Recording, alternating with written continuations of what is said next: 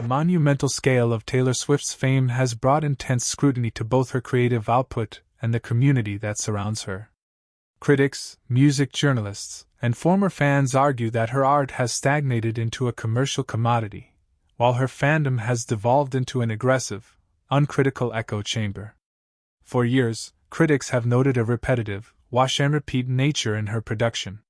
Her reliance on mid-tempo synth-pop lacks sonic innovation, making multiple albums bleed together into a single, monotone sound. While celebrated for her past storytelling, her recent work, like 2025's The Life of a Showgirl, has been slammed for painful, forced attempts at modern slang. Lines like, "Did you girl boss too close to the sun?" and, "But I'm not the baddest / and this isn't savage," have drawn heavy criticism for sounding severely out of touch coming from a billionaire in her late 30s. Her albums have become notoriously bloated.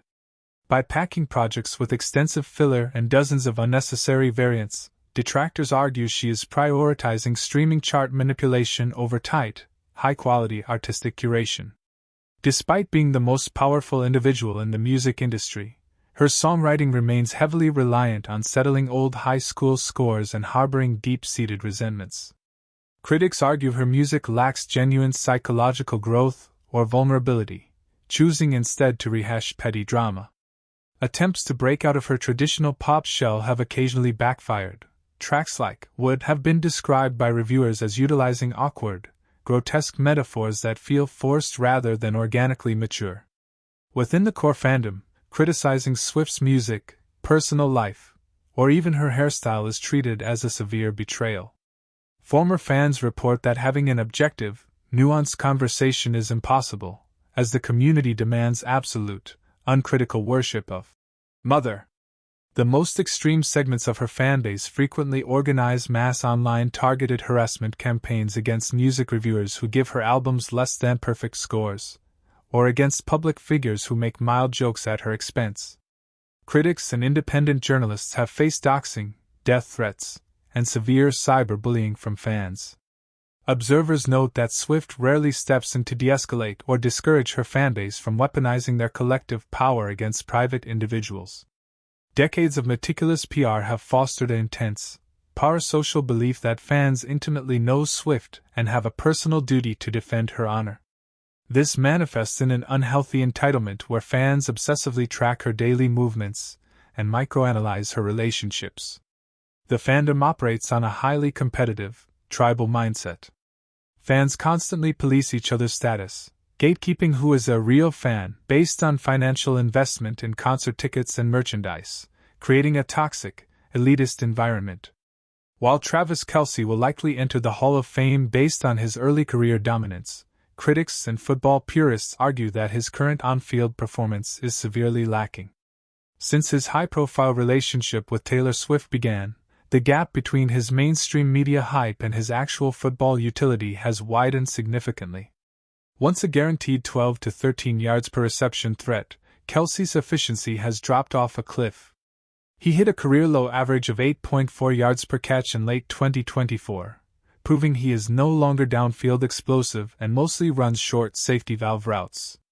After 7 consecutive seasons hitting the 1,000-yard milestone, Kelce failed to reach it in both 2024, 823 yards, and 2025, 851 yards. At 36 years old, his ceiling has visibly lowered. His touchdown numbers have steadily cratered over the last 3 seasons, making him far less of a threat in the red zone than younger, more physical tight ends like Trey McBride or Sam Laporta. Game tape shows that Kelce struggles to separate from modern, athletic linebackers and safeties. He often relies on finding soft spots in zone coverage, because he can no longer beat defenders in man-to-man matchups. Pro Football Focus, PFF, charged Kelce with a notable 7 drops during the 2025 season, showing a lack of focus and consistency that never plagued his prime years.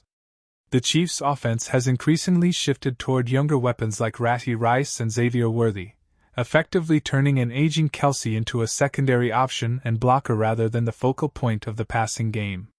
Mainstream networks, ESPN, NBC, CBS, cover Kelce like he is still the undisputed best tight end in the league. Critics argue this coverage is entirely propped up by the Swift effect, where networks cater to non-football fans who only tune in to see Swift in the luxury suite. While other star players get heavily scrutinized by talking heads for bad games or drops, Kelce is routinely given a pass. Analysts frequently frame his poor regular season performances as saving himself for the playoffs, rather than acknowledging actual age-related regression. Kelce is currently treated more like a Hollywood A-lister than an active NFL skill player. Between his podcasts, New Heights, commercials, and TV hosting gigs, detractors argue that the mainstream media is selling the idea of Travis Kelce rather than evaluating his current on-field production. Kelce himself admitted on the Busts In With the Boys podcast that his attention has been split over the past few years, spending off-seasons traveling the globe on the Eras Tour and securing post-football entertainment gigs. Critics argue this lifestyle directly cuts into the grueling physical preparation needed to stay elite at his age. Commentators have noted stretches where Kelce looks visually frustrated or disinterested on the sidelines when things go wrong, a narrative heavily reinforced by incidents like pushing head coach Andy Reid during Super Bowl 58. The cultural ubiquity of Taylor Swift and Travis Kelce, now cemented by their massive, highly publicized Madison Square Garden wedding in July 2026, has triggered a severe wave of public fatigue. Critics, sports fans, and media commentators argue that the couple has transitioned from a pop culture crossover into an exhausting, multi-billion-dollar corporate brand. While the couple implemented forensic-level security for their 2026 wedding, individually watermarking invitations to track leaks, critics like columnist Maureen Callahan blasted the event as a narcissistic spectacle. Detractors argue that renting out Madison Square Garden and shutting down NYC streets over a busy holiday weekend proves they prioritize maximum publicity over actual privacy.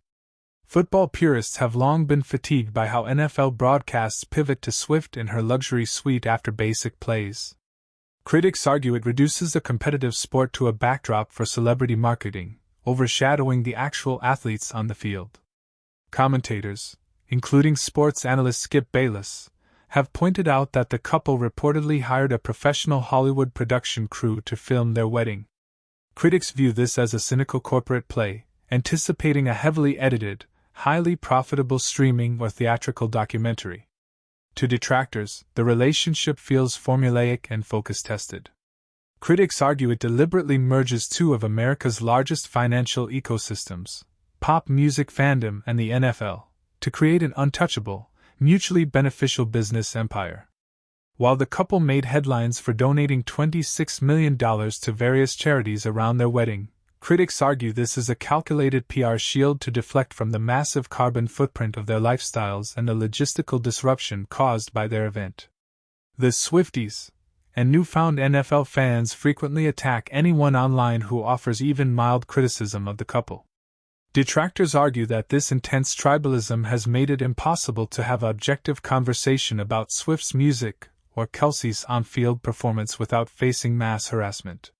Reports surfaced before their 2026 nuptials that the couple's strict, paranoid secrecy measures, such as forcing guests to block off 2 full days without giving them a location or schedule, left even their close friends feeling distrusted and annoyed by the high-maintenance lifestyle.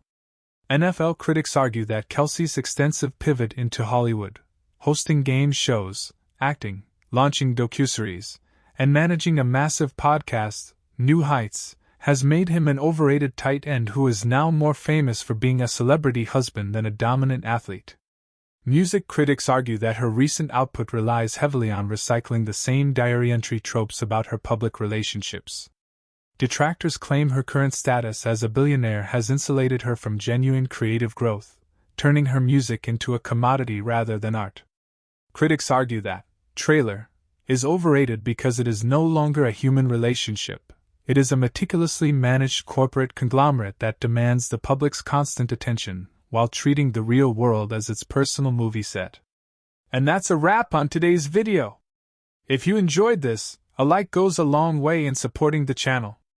Don't forget to subscribe and I'll see you in the next one.